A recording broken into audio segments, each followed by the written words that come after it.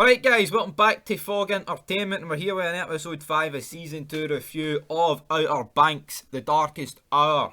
And we kick off this episode, obviously last time out, Big John B gets shafted, so he's in jail. And then basically we get like his fucking his court here and shit.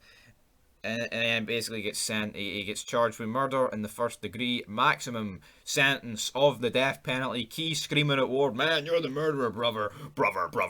Then we see Ward making like this like wee dodgy deal with the woman, what was it, Plump or whatever her fucking name is, and it looks like they're going to get an unseen inmate.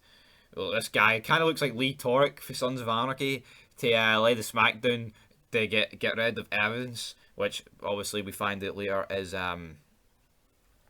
big thingy. But yeah, we've also got Rose and Ward worrying about Sarah testifying, and that will absolutely job everyone out. But then Pope basically goes to his dad. He tells him about the Denmark key, and then his dad reveals it basically it resembles a necklace that his grandmother used to wear, and that basically puts Pope on a mission for this episode. And he ends up discovering the key in the through the ceiling. So good for him. He gets the key, and then he basically shows Key the secret message, which says "Path to the tomb begins in the island room." So a nice wee rhyme there. Then we get JJ. He basically visits John B in prison. Says that Operation Liberation is now in motion. Basically tells him to act like his appendix will burst, and JJ will be able to intercept him on the way to hospital. And then we basically see, fucking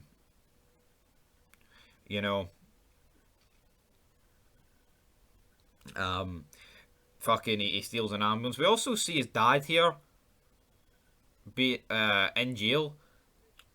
And obviously trying to like show like JJ like, hey man, you could end up like your poppy brother, the guy that beats his dad, motherfucker. Meanwhile though, Rafe asks his dad who he would choose between him and Sarah. It turns violent though between them, which is funny.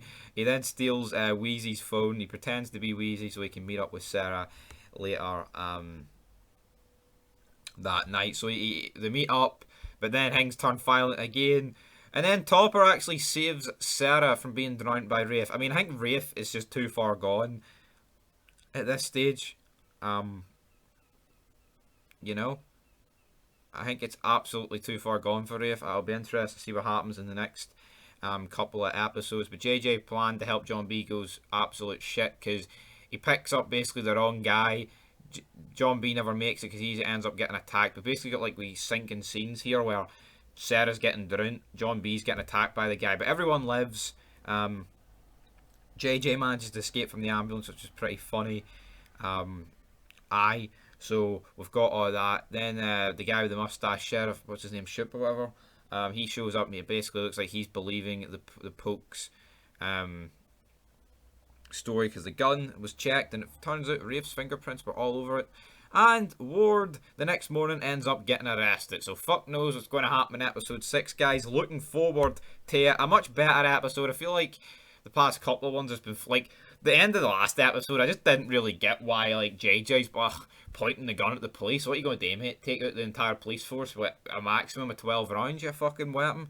That was a wee bit stupid there. But anyway, guys, leave your thoughts down below. I'll give this episode of Outer Banks a 7.5 out of 10. And until next time, peace.